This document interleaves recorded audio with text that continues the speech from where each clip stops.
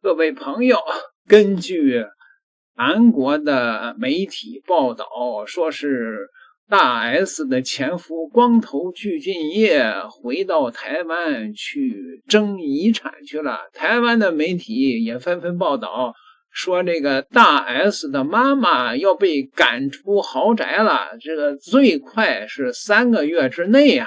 联合早报都登了，说这个大 S 手机内还藏着另外一份遗嘱，到底怎么回事呢？大 S 徐熙媛去世近1年半了，遗产及房产的分配成为外界关注的焦点。日前 S 妈自曝没有继承权，我要被赶出自己辛苦挣钱买的家了。更传出大 S 生前曾用手机写下财产分配，其中除了将财产留给2个孩子具俊晔以外，还有一份是给徐家大姐的孩子。然而徐家的人主张该遗嘱没有法律效力啊。那么台湾的媒体呢，近日也讨论到遗产话题，律师表示呢 S 妈这个处境不太乐观。日前呢，这个 S 妈被问到大 S 遗产的处置情况，她表示呢，因为我没有得到继承，而且我已经半死了，他们有继承的人自己去处理，我要被赶出自己辛苦挣钱买的家了。此前呢，大 S 付了 1.4 亿的台币，约大概多少钱呢？3000万人民币啊，3000来万人民币吧。首付款买下了台北信义的豪宅，每个月呢需要缴房贷约100万台币的样子啊，也就是25万人民币。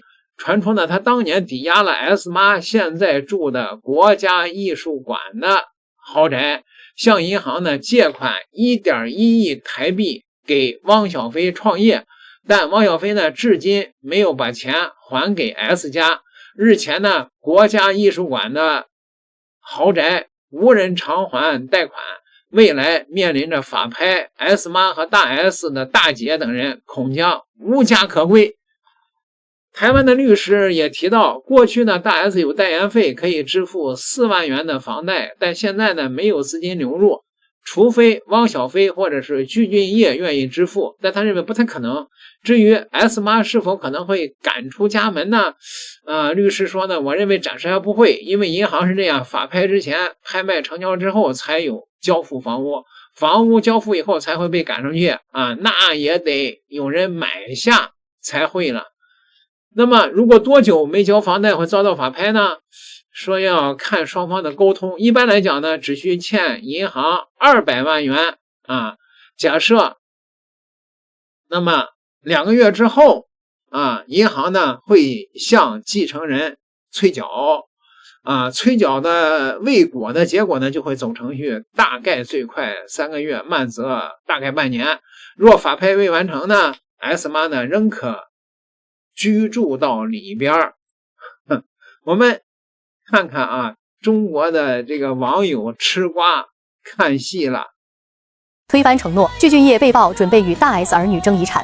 据知情人士透露，具俊晔目前已委托律师，预计下周与大 S 儿女的代表律师召开调解庭，其核心诉求不仅是拿回自己的份额，更准备进一步争取原本由大 S 儿女依法继承的2/3遗产。不过，具俊晔方律师目前没有做出任何回应。在台湾，继承第1顺位为直系血亲卑亲属，第2顺位则是父母，配偶是当然继承人，不排入固定顺位，而是可以和任何一个顺位的继承人一起分遗产。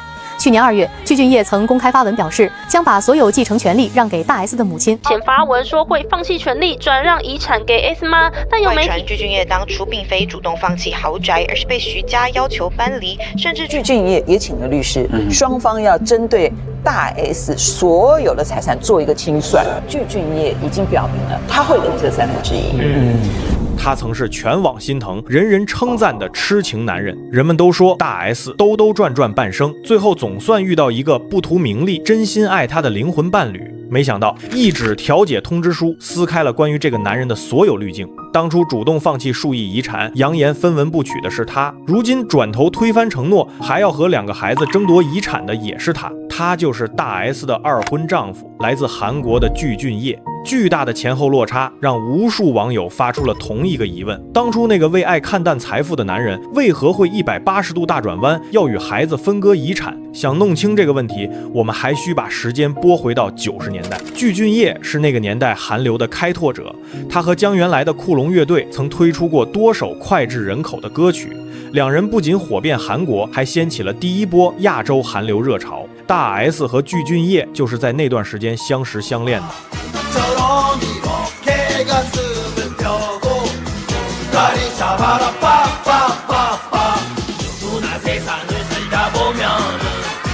1999年，酷龙组合在台湾演出，大 S 对具俊晔一见钟情，他主动示好，想方设法靠近具俊晔。很快，两人便秘密相恋。可彼时具俊晔是顶流偶像，出于经纪公司严格要求和对未来事业发展，两人只好分手，彻底断联。在这之后，具俊晔因队友瘫痪，歌手事业戛然而止，打了20多年光棍。而大 S 则火遍大江南北，她嫁给了京城四少汪小菲，并生下一对子女。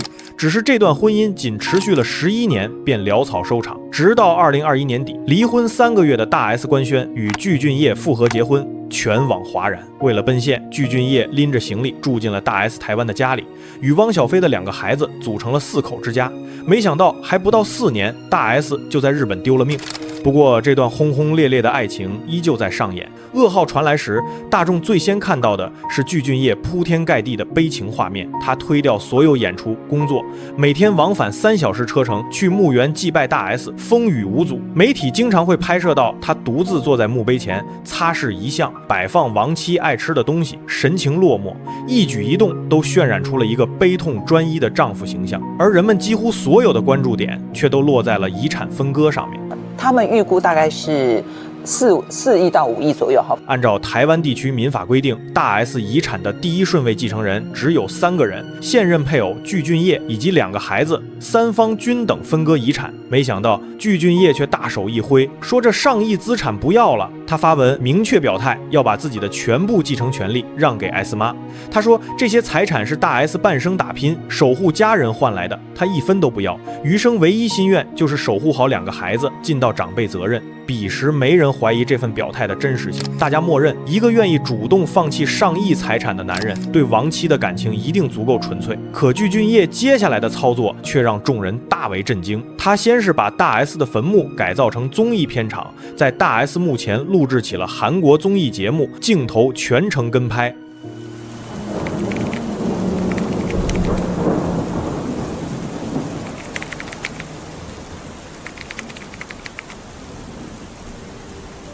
他又将给大 S 制作雕像的全过程拍成了纪录片，放在网上传播。这下网友们才恍然大悟，原来一切都是表演型人格在作祟。时间来到今年7月，台媒一则独家爆料，直接击碎了此前具俊晔的所有人设滤镜。消息明确表示，具俊晔已经聘请专业律师向法院申请调解。他的核心诉求直接颠覆了大众认知。第一，他希望拿回原本属于他的1/3遗产，也就是当初他公开说送给 S 妈的份额。第二，他不满足只拿回自己的份额，还要进一步争取本该有2个孩子继承的份额。消息一出，全网哗然，曾经的赞美全部变成质疑。而具俊晔则透过身边友人对外发声，说他当初放弃遗产时正深陷巨大悲痛，精神状态恍惚，本身也看不懂中文法律条文，所以才稀里糊涂做出决定。这套说辞也是他从深情好男人走向争议漩涡的分水岭。多数人感慨利益面前深情不堪一击，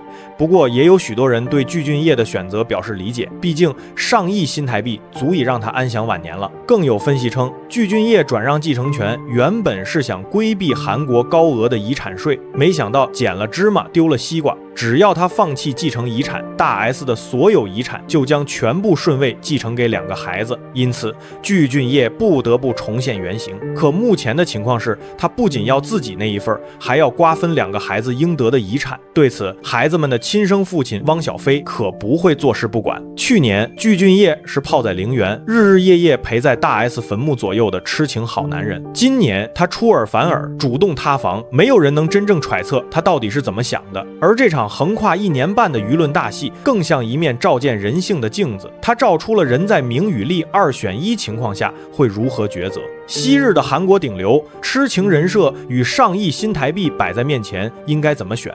具俊晔已经给出了答案。具俊晔和大 S 子女争产传闻满天飞，他近日和 S 全家聚餐，打破因财产反目传闻。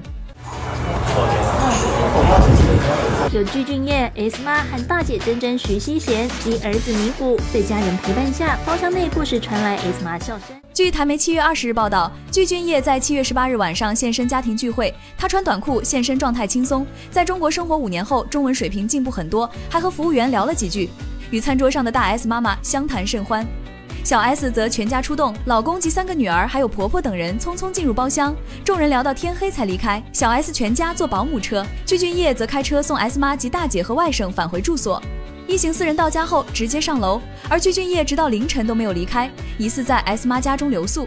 据了解 ，S 妈目前居住的房子市值2.1亿台币，有1/3是据俊晔继承，另外2/3是大 S 子女。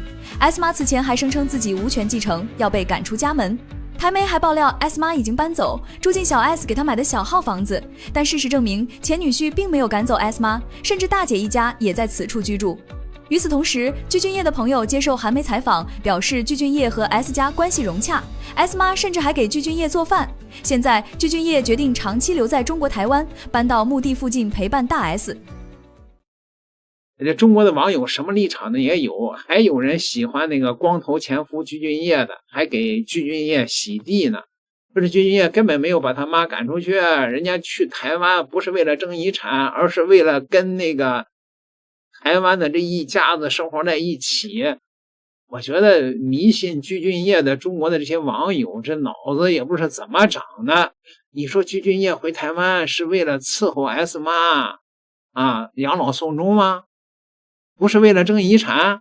那具俊晔现在有能力还上那个他这个房子的房贷吗？这都两说着呢。各位朋友，你们对此怎么看啊？欢迎留言讨论，点个订阅，下期再聊。